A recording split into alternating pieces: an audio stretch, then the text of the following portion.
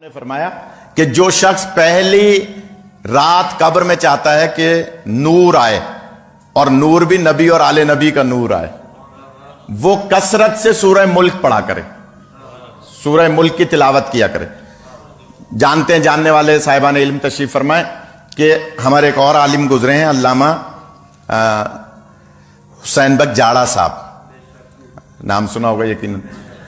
ان کی تفسیر ہے تفسیر انوار النجف، اس میں بھی ایک روایت لکھی ہے کہ سرکار کے ایک صحابی تھے جو مال تجارت لے کر کہیں سفر پہ گئے، راستے میں نماز کا ٹائم ہوا، کچھ آرام بھی کرنا چاہا تو نوکر چاکروں سے کہا بھائی خیمے لگاؤ اور مجھے یہاں آرام بھی کرنا ہے، نماز بھی پڑھنی ہے۔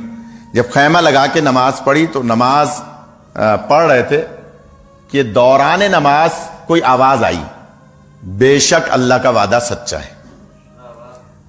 پھر آواز آئی، بے شک اللہ کا وعدہ سچا ہے۔ جب 3 مرتبہ آواز آئی تو پریشان ہوئے، نماز سے فارغ ہوئے، نوکر چاکروں سے پوچھا بھائی کس کی آواز تھی؟ انہوں نے کہا کہ نہیں ہم نے تو نہیں سنی، آپ نے سنی ہوگی۔ کہا بھائی باقاعدہ آواز آئی ہے 3 دفعہ کہ بے شک اللہ کا وعدہ سچا ہے۔ نہیں سمجھ میں آئی، سفر مکمل کر کے مدینے پہنچے، سرکار کی خدمت میں سرکار انوار النجف تفسیر اٹھا کے دیکھ لیجئے گا سورہ ملک کی تشریح میں اور تفسیر میں، کہ کہا کہ سرکار راستے میں ایسا ایسا ہوا، میری سمجھ میں نہیں آیا کس کی آواز تھی۔ اب اس پہ بھی آپ نہیں بولے اور فضائل پہ بھی نہیں بولے تو پھر میں یہ سمجھوں گا کہ مجھے نہیں پتا آپ کیا سننا چاہتے ہیں۔ تو میں جملہ کہہ رہا ہوں، سرکار سے پوچھا کہ سرکار یہ مسئلہ حل نہیں ہوا، یہ کس کی آواز تھی؟ آپ فرماتے ہیں میں علم نبوت سے بتاؤں یا تم بتاؤ گے تم کون سی سورہ نماز میں پڑھ رہے تھے؟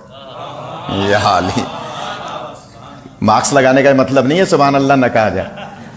تم کون سی سورہ پڑھ رہے تھے، کون سی سورہ پڑھ رہے تھے میں بتاؤں؟